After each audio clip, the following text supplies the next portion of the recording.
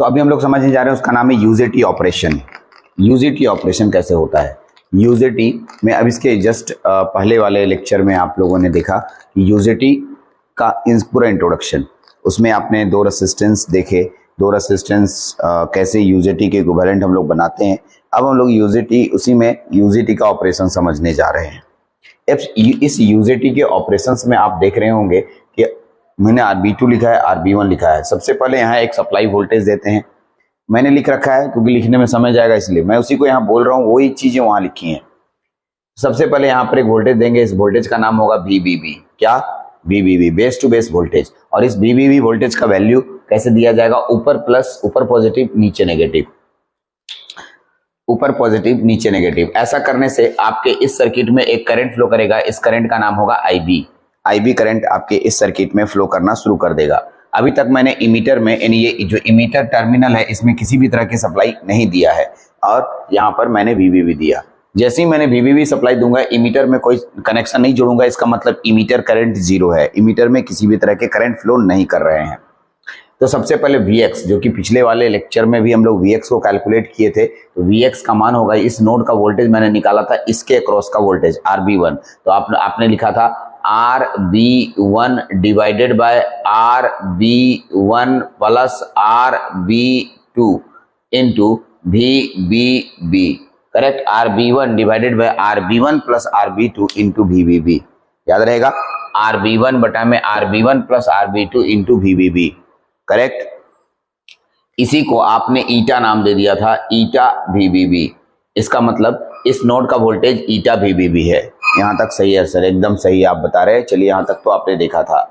अब आइए, यहाँ का वोल्टेज आपने निकाला क्यों? सुनिए, अब मैं इनके बीच में बैटरी लगाने जा रहा हूँ। सबसे पहला तो मैं इसके बीच में कोई बैटरी शुरुआत में नहीं लगाऊंगा। मैंने लिखा है इफ VE बराबर 0 वोल्ट। ठीक है, यानी यहाँ से इमीटर और बेस के बीच में बैटरी लगाई जाती है। ठीक, यहाँ पर मैं कोई भी बैटरी नहीं लगाऊंगा। कहने का मतलब यहाँ पर मैंने शॉर्ट बना दिया, कोई भी बैटरी नहीं लगाऊंगा। इन दैट केस VE बराबर 0 वोल्ट, ये वाला केस को समझा रहा हूँ। ठीक, जैसे ही मैं VE का मान 0 रखूंगा, आप दिखेगा कि डायोड का ये जो नोड है, इस नोड का वोल्टेज ईटा VBB हो जाता है। इस ऐसे केस में डायोड रिवर्स बायस मोड में आता है। ठीक है, diode D is in reverse bias mode. कैसे सर? तो सुनिए, diode reverse bias forward bias कैसे होता है, थोड़ा सा रफ कॉपी में लेके चलते हैं। अगर मैं डायोड बनाता हूं और इसका नाम VA एनोड वोल्टेज है, इसका नाम VK कैथोड वोल्टेज है, VA बड़ा होगा VK से, ठीक है, VA बड़ा होगा VK से, तो ऐसी स्थिति में हम लोग इसको बोलते हैं फॉरवर्ड बायस मोड। क्या बोलते हैं? Forward bias mode. यदि VK बड़ा हो जाता है VA से, ठीक है, इस ऐसे केस को हम लोग रिवर्स बायस मोड बोलते हैं। कौन सा मोड? Reverse bias mode. और अगर VA बराबर हो जाता है VK, तो ऐसी स्थिति को अनबायस्ड मोड बोलते हैं। कौन सा मोड? Unbiased mode. तो इस तरीके से forward bias mode, reverse bias mode और अनबायस्ड मोड, तीन तरह के मोड आपके सामने दिखाई दे रहे हैं। इन तीनों मोडों को अच्छे से ध्यान दीजिएगा। ठीक है, 3 मोड को याद रख लीजिए। तो अभी कैथोड का वोल्टेज बड़ा है, Vx बड़ा हो गया है और इधर का वोल्टेज नहीं है, इसका मतलब ये रिवर्स बायस मोड में है। और ऐसी स्थिति में I0 या IE0 जो आप बोल सकते हैं, लीकेज करंट फ्लो करेगा उल्टे डायरेक्शन में, लीकेज करंट फ्लो करेगा उल्टे डायरेक्शन में। तो मैंने लिखा है only leakage current I0 flow in reverse direction, उल्टे डायरेक्शन में करंट फ्लो करेगा, जबकि करंट उधर फ्लो करना चाहिए, क्योंकि अभी आपने इमीटर में सप्लाई नहीं दिया है, VE का मान 0 दिया है। ऐसी स्थिति में इधर का नोड वोल्टेज ज्यादा हो जा रहा है, नोड वोल्टेज ज्यादा होने से आपका उल्टे डायरेक्शन में करंट फ्लो कर रहा है। यहाँ तक ठीक है? कोई दिक्कत नहीं होना चाहिए। धीरे धीरे एक बार फिर से लेक्चर अगर लगता है फास्ट है तो स्लो करके आप देख सकते हैं, या अगर स्लो है फास्ट करके देख सकते हैं। चलते हैं। अब आइए, मैं तुरंत यहाँ पर एक बैटरी लगाने की कोशिश करता हूं। अब क्योंकि इमीटर तो हो गया, लीकेज करंट इसमें फ्लो कर रहा है, मैंने तुरंत यहाँ पर बैटरी लगाया। और बैटरी जो लगाया फॉरवर्ड बायस मोड में लगाया, यानी कि मतलब एनोड को पॉजिटिव और इसको कैथोड, और इसका नाम ईटा VBB दे दिया। कितना दिया? ठीक से देखिएगा, कितना? ईटा VBB। ईटा वीवीबी, यानी इस बैटरी का वैल्यू ईटा वीवीबी, मतलब एनोड को मैं ईटा वीवीबी दे रहा हूं और कैथोड में, ये कैथोड है, कैथोड का नोड वोल्टेज भी ईटा वीवीबी। ऐसी स्थिति में दोनों के दोनों वोल्टेज बराबर दिखाई दे रहे हैं और अभी मैंने बताया दोनों अगर बराबर होता है इसे अनबायस्ड कहा जाता है, अनबायस्ड। तो दूसरा केस यानी ई VE बराबर ईटा वीवीबी, ऐसी स्थिति में कोई भी करंट फ्लो नहीं करेगा। अब भाई ये दोनों के दोनों बराबर बराबर वोल्टेज हो गया तो भाई डायोड में कहां से कोई करंट फ्लो करेगा, नहीं करेगा सर करंट कोई फ्लो, लेकिन डायोड में कोई भी करंट फ्लो नहीं करने वाला। कोई प्रॉब्लम नहीं सर, डायोड में कोई भी करंट फ्लो नहीं करने वाला। जब डायोड में कोई भी करंट फ्लो नहीं करेगा तब क्या होगा, चलिए कोई करंट ही नहीं फ्लो किया तो अभी तक कुछ ऑपरेशन ही शुरू नहीं हुआ। यानी दूसरा केस को भी अच्छे से आप देख लीजिए, पहला केस को देख लीजिए। मैं यहाँ पर बना के दिखा रहा हूँ, सभी को अलग अलग फोटो बनाइएगा तो टू लार्ज, आपको सभी को नहीं बताना, लास्ट वाला केस बताना है जिससे कि यहाँ कुछ होगा, उसको अभी तक तो कुछ हुआ नहीं है, खाली अलग अलग केसेस आ रहे हैं और इन सब केसेस का उपयोग आगे VI कैरेक्टरिस्टिक में होगा, उस समय आपको ज्यादा समझना होगा, इसलिए अभी से ही समझते जाएंगे तो VI कैरेक्टरिस्टिक जब इसका आप डिजाइन करेंगे उस समय आसान हो जाएगा। आगे बढ़ते हैं, तीसरा केस, यानी अब देखिए सुनिए, ये जो डीड है, ये डायोड है, डायोड के पास अपना पोटेंशियल होगा ना, इस डायोड का पोटेंशियल को VD कहते हैं, इस डायोड के पास अपना पोटेंशियल होगा, इस डायोड के पोटेंशियल को VD कहते हैं। तो चलिए अब हम क्या कर रहे हैं कि ईटा वीवीबी तो लिए बराबर बराबर, अब इसमें हम VD वोल्टेज जोड़ दे रहे हैं ताकि अब इधर का पलड़ा भारी हो जाए, मतलब इधर का वोल्टेज ज्यादा हो जाए। अगर इधर का वोल्टेज ज्यादा हो जाएगा इधर के वोल्टेज से तो ये फॉरवर्ड बायस मोड में आ जाएगा। यस सर, यानी VE का मान ईटा वीवीबी प्लस VD आता है, then diode get forward bias and the emitter current I start to flow, मतलब इसमें एक करंट फ्लो करने लगेगा, इस करंट का नाम होगा इमीटर करंट, जो कि इधर जाएगा IE के नाम से। जंक्शन टूट चुका है, यानी डायोड का जंक्शन टूट चुका है, क्योंकि आपने डायोड वोल्टेज तक का वोल्टेज दे दिया है ताकि इधर का वोल्टेज बड़ा हो गया, जितना जैसे 0.7 पे टूटेगा तो 0.7 है, यानी इससे 0.7 ये ज्यादा हो चुका है, इसलिए जंक्शन टूट गया और कौन करंट फ्लो करने लगा, IE, करेक्ट।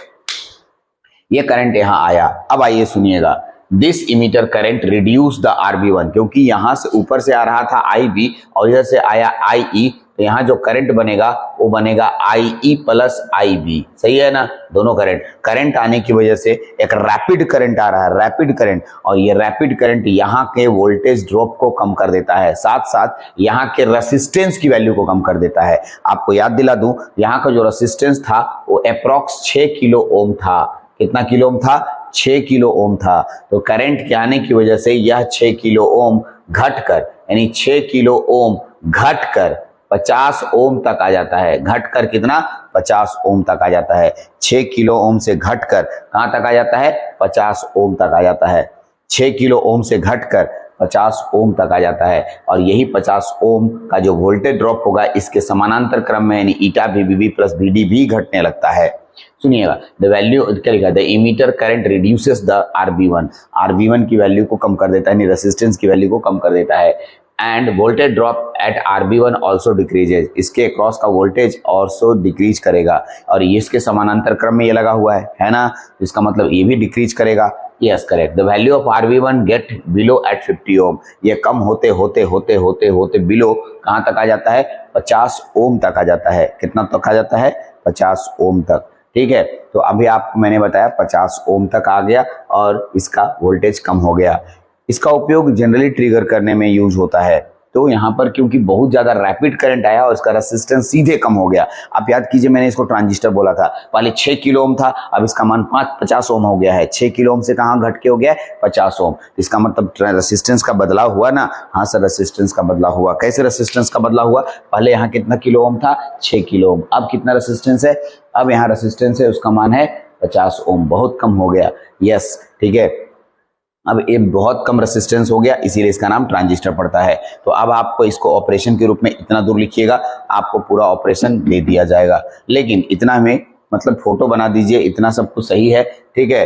अब आइए, इसके बाद इसमें सबसे इंपॉर्टेंट बात VI कैरेक्टरिस्टिक को डिजाइन करना होता है, यानी इसके VI कैरेक्टरिस्टिक को भी आपको बताना होगा। यानी अब अगला जो टॉपिक है उसका नाम है VI characteristic, VI characteristic of, ठीक है, VI कैरेक्टरिस्टिक ऑफ, ठीक है, UJT, यूजेटी का वीआई कैरेक्टरिस्टिक डिजाइन करने जा रहे हैं। ठीक, इसको लिखना भी है, डिजाइन भी करना है। चलिए इधर वाले को, ये नीचे वाले पोर्शन को मिटाते हैं और इस वीआई कैरेक्टरिस्टिक को आपको समझाने की कोशिश करते हैं। ठीक है, देखिएगा यहाँ पर इसको हटाइए और इसका हम लोग वीआई कैरेक्टरिस्टिक डिजाइन करते हैं। सबसे पहले आपको बता दूं, इस वीवीबी का उपयोग बहुत ज्यादा हुआ नहीं। इसका मतलब ये नहीं कि हटा देंगे, अरे इसको लगाना जरूरी है सर्किट के लिए, लेकिन इसके यहाँ पर कोई प्रभाव नहीं पड़े, बहुत ज्यादा इफेक्ट नहीं डाला। ठीक, हाँ, इसमें इफेक्ट डाला ई वाला वोल्टेज। इस वोल्टेज का नाम वीई है ना? यस सर, इस वोल्टेज का नाम वीई है और इस वोल्टेज और इसके द्वारा उत्पन्न किए गए करंट ने प्रभाव डाला, यहाँ के वोल्टेज और यहाँ के करंट। इसलिए हम लोग वीआई कैरेक्टरिस्टिक को आईवी कैरेक्टरिस्टिक लिखते हैं। इसका कारण मैं बताऊंगा, यहाँ आईवी कैरेक्टरिस्टिक यूज किया जाएगा। कौन सा कैरेक्टरिस्टिक? आईवी। क्यों? क्योंकि जो ग्राफ हम लोग बनाएंगे उसमें करंट ऊपर रखेंगे और वोल्टेज नीचे नहीं, करंट नीचे वोल्टेज ऊपर, ध्यान रखिएगा। आईवी करंट, यहाँ लिखेंगे आईई करंट और यहाँ लिखेंगे, ठीक है, वीई वोल्टेज। ठीक है, कौन वोल्टेज? वीई। तो लिखेंगे यहाँ पर सबसे पहला point IV characteristic,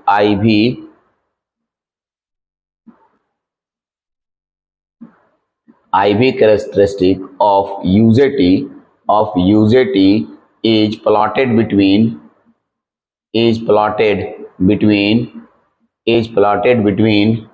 IV characteristic of UJT is plotted between VE and IE।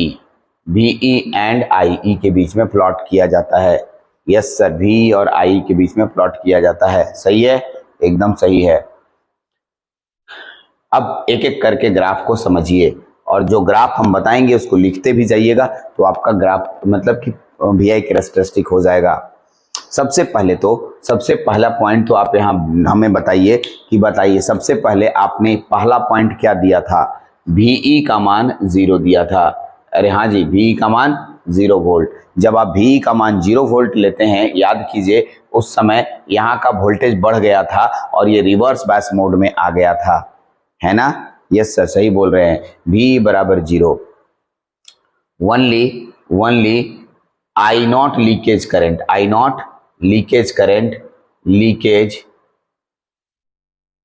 only leakage current flow in it, leakage current flow in it,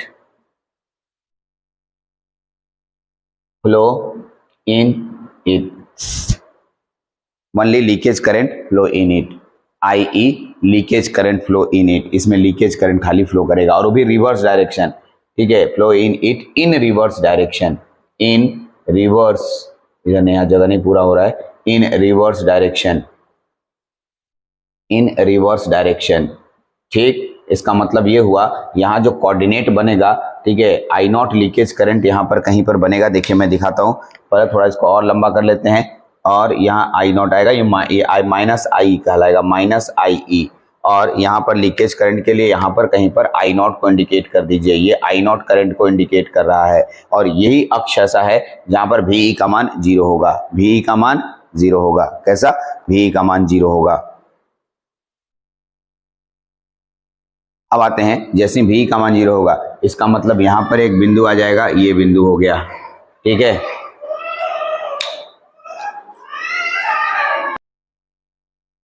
तो आई नॉट यहाँ हो गया, आई नॉट लीकेज करंट। अब बताइए, ये क्योंकि VE का मान 0 वोल्ट हो गया तो आई नॉट लीकेज करंट होगा और लीकेज करंट आपके एक्स एक्सिस में डिनोट करेंगे, क्योंकि यहाँ पर जो वोल्टेज होता है वोल्टेज एक्स एक्सिस में, ठीक है, वोल्टेज वाई अक्ष है तो एक्स अक्ष में वोल्टेज का मान 0 हो जाएगा। ठीक, आइए दूसरा केस लेके चलते हैं। दूसरा केस आपके सामने यहीं पर मेंशन है, इसी बात को मेंशन कर लेते हैं यहाँ पर। दूसरा केस क्या है? इफ VE बराबर ईटा VVB, यानी दूसरा केस यहाँ लेंगे। इन दैट केस जब VE बराबर ईटा VVB आपने लिया था तो डायोड अनबायस्ड कंडीशन में चला गया था। डायोड अनबायस्ड कंडीशन का मतलब होता है बाबू, यहाँ और यहाँ का वोल्टेज सेम होना। डायोड में किसी भी तरह का करंट फ्लो नहीं करेगा, यानी VE बराबर ईटा VVB होने पर डायोड में किसी तरह का करंट फ्लो नहीं करेगा का मतलब I करंट फ्लो नहीं करेगा। दैट इज यहाँ पर, ठीक है, IE बराबर हो जाएगा 0 वोल्ट।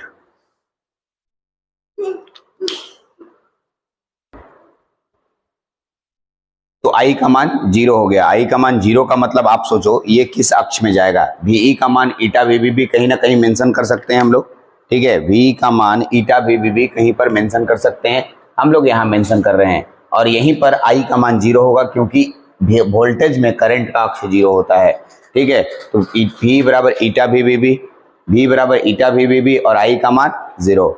और ऐसी स्थिति में यहाँ से यहाँ तक एक ग्राफ बनाइए, ऐसे ले जाइए, ऐसे ले जाइए, ये आपका ग्राफ बन गया, ठीक है। ये पहला ग्राफ आपके सामने बना, ठीक। थोड़ा सा इसको और ऊपर कर लेते हैं, ऐसे।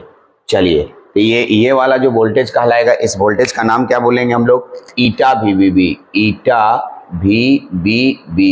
चलिए, यहाँ तक हो गया आपके सामने ईटा वी। अब ईटा वी के बाद तीसरा केस आता है। तीसरा केस क्या आ रहा है बाबू? पॉइंट वाइज करके आप मेंशन कर लोगे। जब ईटा V plus V D,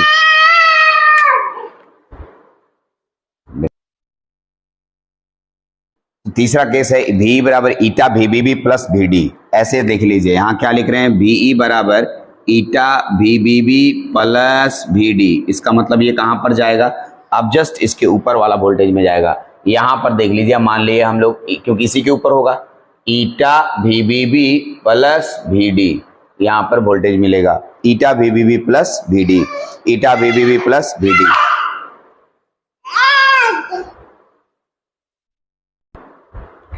eta V plus V D. ऐसा करने से क्या होगा? Eta V plus V D करने से अब आपके पास क्या होगा कि ये जो डायोड वोल्टेज है, diode voltage forward bias mode में आ जाएगा और करंट आई फ्लो करने लगेगा। आई करंट फ्लो होने से आप ध्यान रखेंगे, यहाँ का वोल्टेज ड्रॉप कम हो रहा है, मतलब ये वाला वोल्टेज भी घटेगा। यहाँ का ड्रॉप कम होगा तो यहाँ का वोल्टेज भी घटेगा, क्योंकि ये इसके पैरेलल कंडीशन में है ना।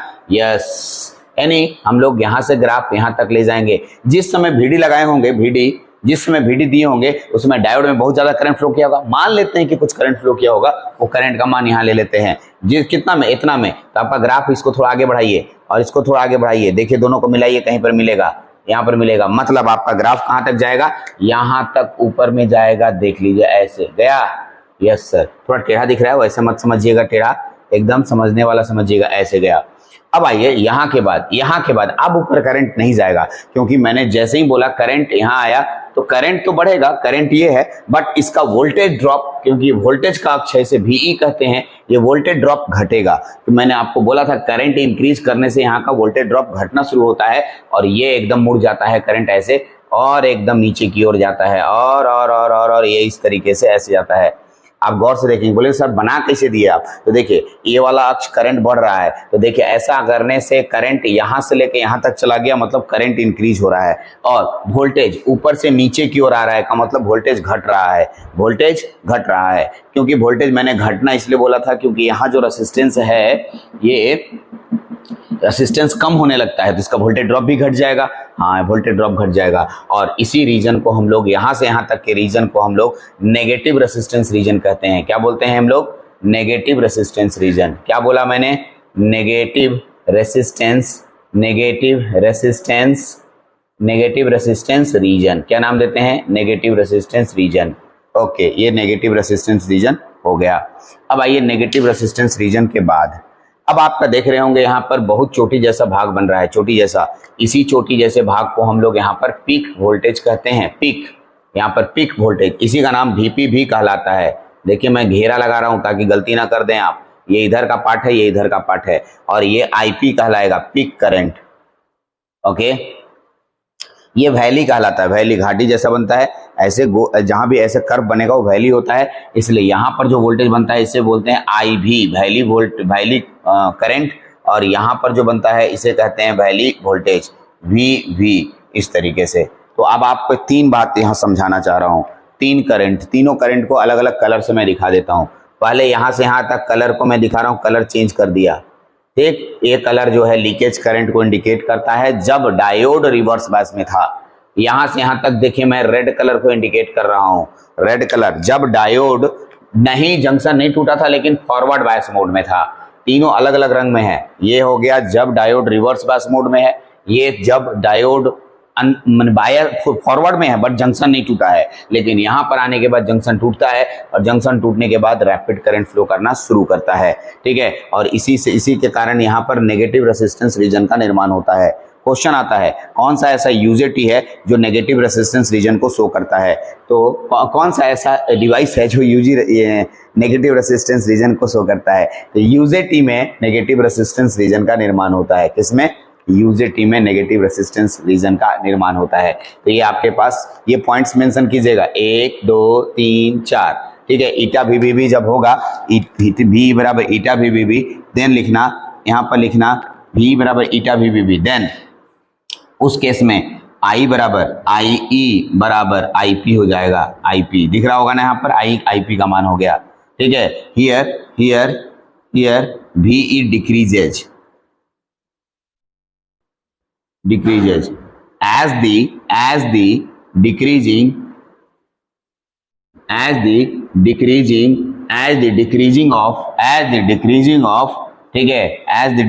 of resistance RB1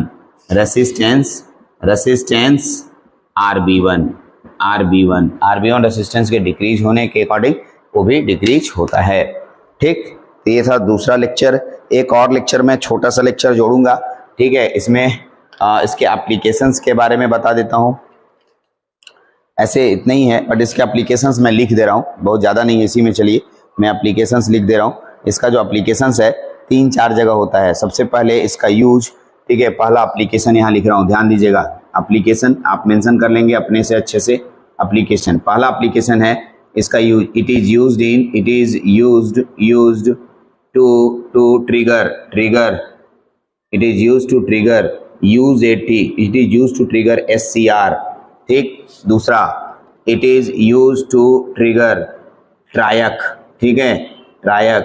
इसका यूज रिलैक्सेशन ऑसिलेटर में होता है। It is used in relaxation oscillator.